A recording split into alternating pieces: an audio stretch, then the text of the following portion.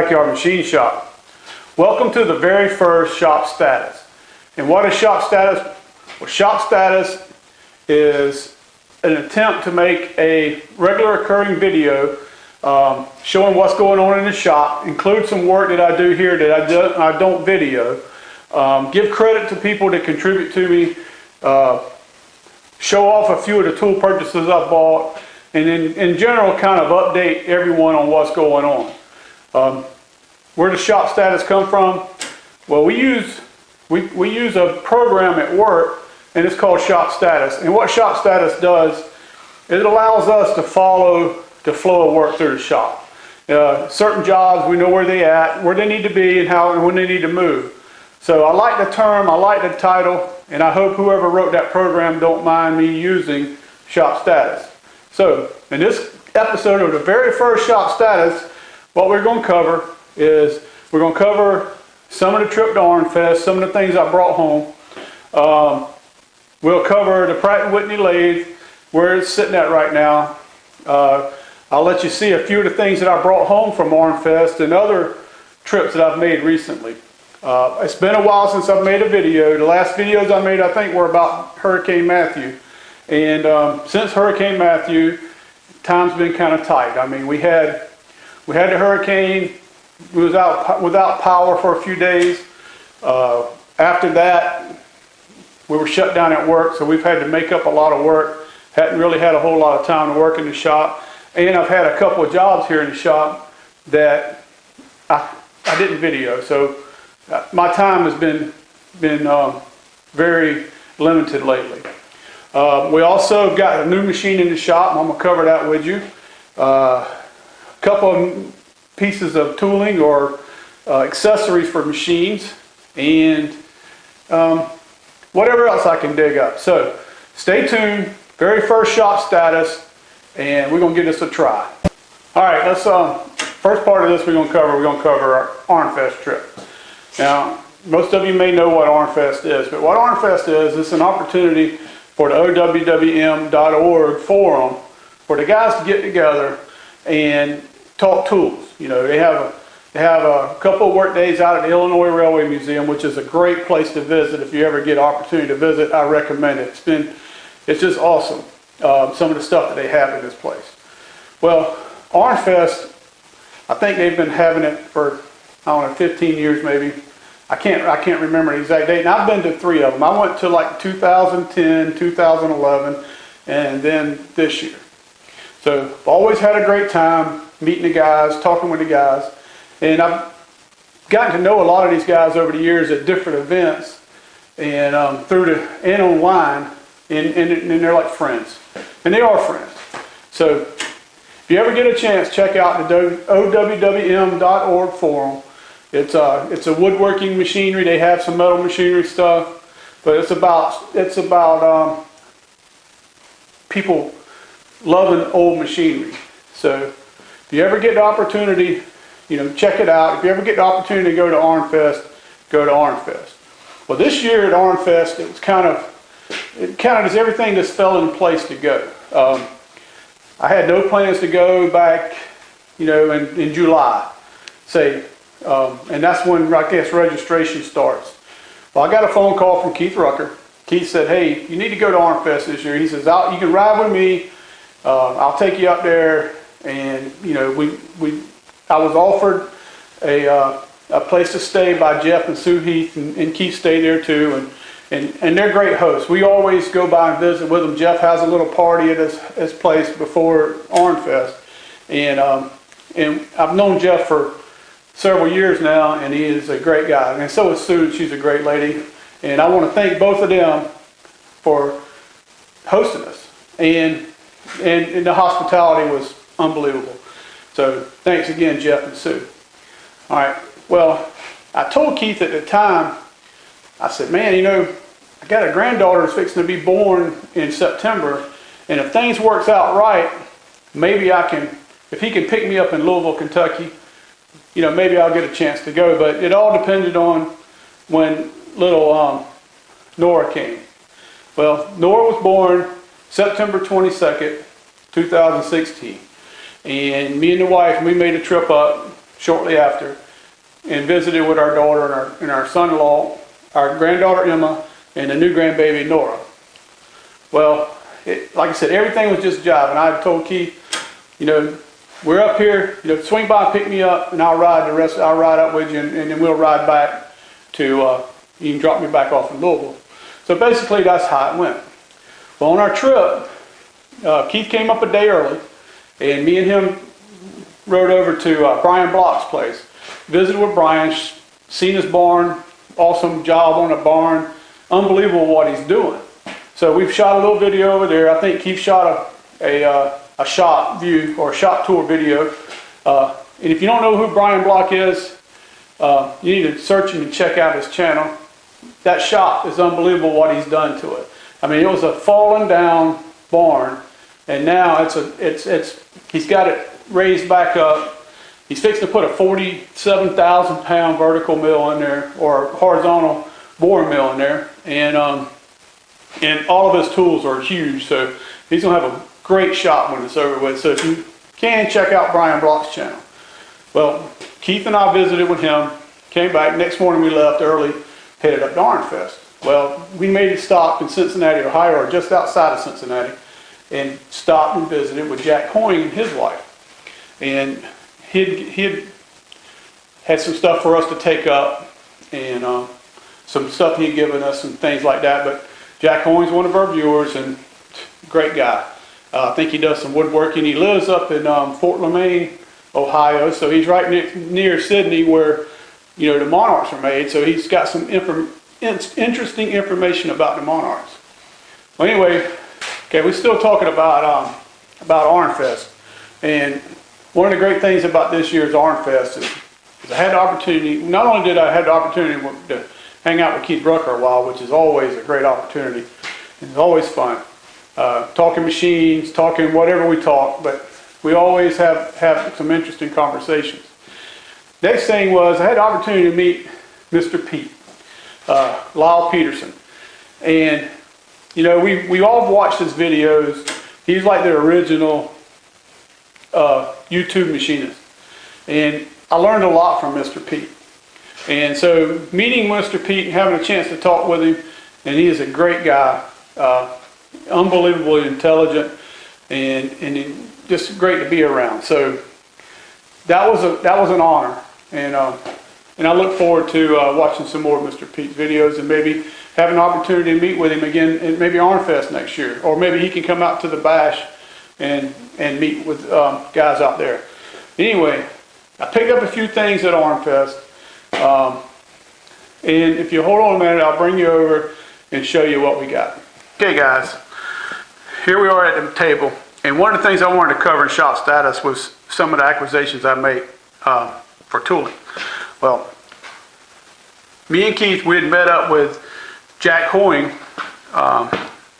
outside of Cincinnati on our trip up to Arnfest in Illinois, and Jack had offered a Bridgeport vise and base, and I took him up on the offer.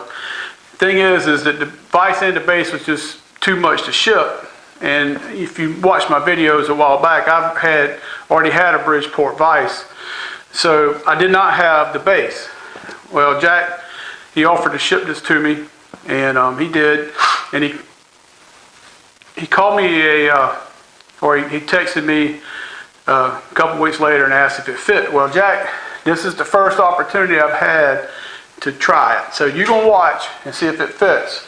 So let me grab a hold of the vise.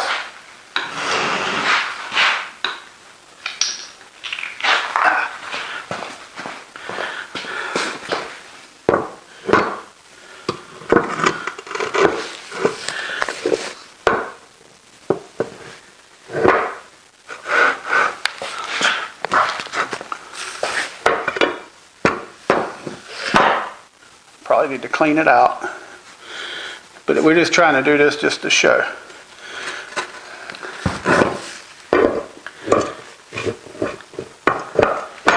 There you go, Jack.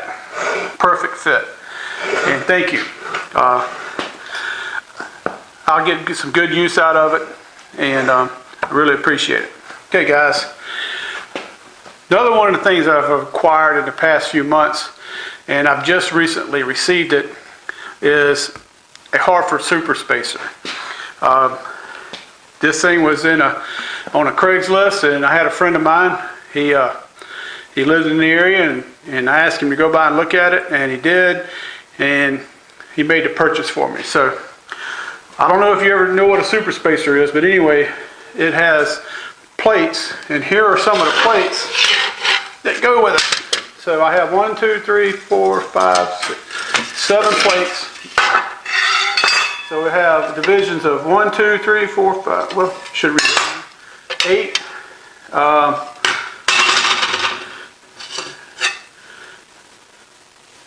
2. 1, 2, 3, 4.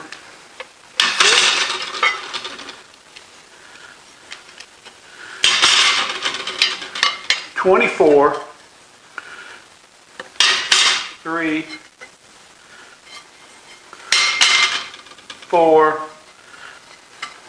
and I'm just first time I'm looking at them. I've had it here in the shop for a couple of weeks. Like I said, we've been so busy. 1, 2, 3, 4, 5, and 6. So we got 6, 4, 3, 24. Oh, got another 6. A 2 and an 8, and then I think there's a 36 one in there. So anyway, Hartford super spacer. I got to take it apart, clean it up. It's a little stiff, but it works. I've got a 12-inch chuck on it, and it's a monster. And so I'm gonna move it out of the way, and I'll bring something else in. All right, another thing I got from Arnfest is it's a magnetic chuck, and I only paid a few dollars for this, maybe 20 bucks I think, or 25, I can't remember. But anyway, a friend of mine had it, went over there and offered him for it. And I've been looking for a magnetic chuck, not necessarily for my grinder, but to do setups on it. And so you can make your setup, get it all set up, move it to your grinder. So it's a what brand is it? I can't even remember. It's a Gouldsmith. So, magnetic chuck works great. Got a lot of holding power.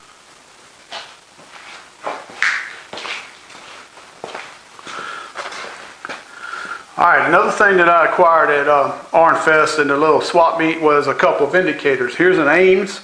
It's a little stiff. It's got a nice metal snug and metal case. I really like these steel cased indicators. You know, they just got a feel about them. So this one actually needs to go into the shop, get some work done to it. But I think it's going to be a great indicator. And the other one here is a Randall and Stickney out of Massachusetts. Now this one's in great shape. Works great. It's clocked good. You know, it's got a nice snug on it. It came with the Brown and Sharp base here, and look forward to using both of those. Okay, I've picked up 2 more indicators here, and this one here I had the tip for it, and I don't know where it's at. Maybe it's in the drawer, so I'm gonna have to go dig through the drawer where I have it stored. Anyway, it's an Ames 452. It's a 10th indicator, but it has a full 1 inch of travel. So beautiful indicator. Can't wait to get the opportunity to use it. This one's a Starrett. It's a diopters number 153. I think it's got a 1/2 inch travel. It's a 10th indicator, and it also, I think it's metric if I'm not mistaken, on the inside. So maybe not. Anyway, can't wait to get to use it. I had a third one, which was a Federal, and I'll give that out to a friend of mine for some stuff. He's always bringing me stuff, and hope he gets as much enjoyment out of it. All right, the next things I have, and a little backstory on it. Me and the wife, we make a lot of trips to Louisville, Kentucky, and on our way home, we come back roads through South Carolina. And there's a little store on our way home, and it's like a junk store. So there's stuff outside rusting away, gas pumps, just name it, it's out there. Well, I've always said, if that place is ever open, or I'd like to find the owner where I can go in there and look around. And what happened was, he just happened to be there today when we come through. And the wife was like, hey, this might be your only opportunity to stop in there. You might want to stop. So we stopped, and I'm glad I did. And I got a few things from him. So start off, 1, 2, 3, 4, 5 oil cans. So he had several more. I didn't want to take them all. I didn't want to be greedy. These 4 are Eagles. They all seem to be in good shape. They're dirty, need to be cleaned up. And I forgot the name of this one. It doesn't have its name on it. But I got a catalog and found it in a catalog, and it's another well-named oil can. So ended up with 5 oil cans. So I'll tell you what. Let's see. All right. The next thing was. I'm a sucker for Ball-Peen Hammer. So this is a Wizard from Western Auto.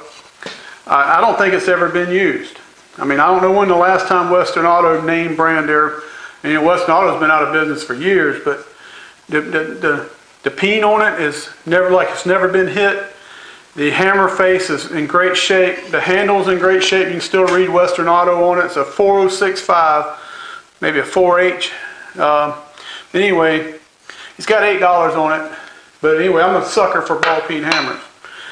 And so I grabbed all that stuff, and he had a price on each one. Some of them he had like $12 and $8 and this and that. And so I get up front, and I'm like, I'm already happy. So I go up front and I check out, and I just happen to see this sitting in a little display case up front. So I open it up. Lo and behold, it's a brand new, never used 8-inch 98. I'm not sure what year, but I think it's one of the older ones. Looking at the box, and maybe somebody can date it for me. Anyway, I got this from him, and I was just even happier. I was already happy with the oil cans and the Ball-Peen for what I paid him for it, and then this little guy. So I think in the end I ended up paying. Well, I did some trading with him. I had a few things that he needed around the shop, so did some trading with him. I think I ended up paying him maybe $50 for all the oil cans, the Ball-Peen, and the level. Now, I've also have a brand new in the box, number 98, tube. Now, this is for either a 12 or an 18. I'm not sure. And I wish I knew how to find out. It's a EDP 64499. Now this is, I think, a newer vintage, but anyway, if anyone out there has a 12 or an 18 inch base that they want to get rid of, I'm looking for one to mount this vial on. Or in turn, if anyone out there has one that needs a vial, let me know, and we can work out a deal. So.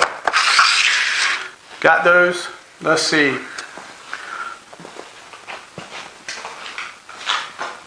Give you a little update on the Pratt Whitney.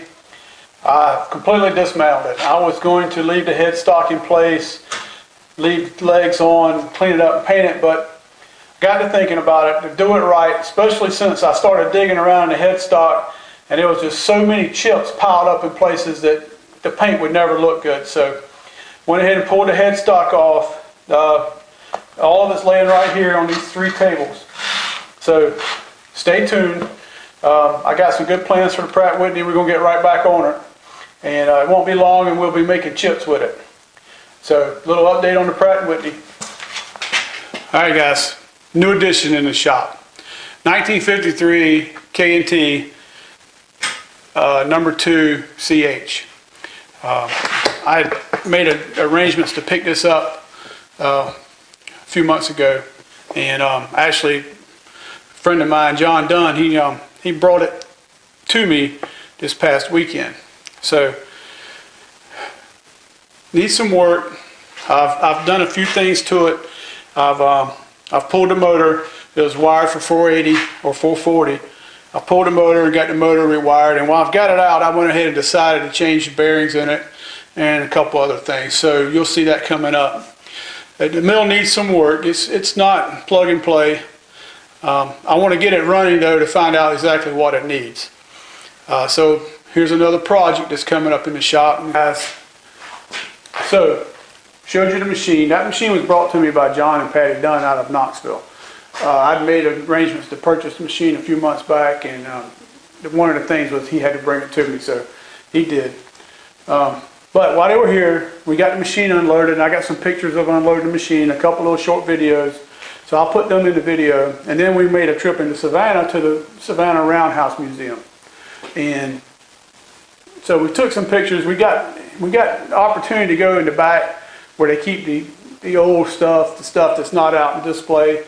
That's one of their maintenance shops. Me and John got to dig around in there, and we got a few pictures of some old machines, some woodworking machines, some metalworking machines, but I'll throw some of these pictures in, and they're in rough shape. But anyway, they're fun to look at, so if you want to watch them, you can stay tuned for it.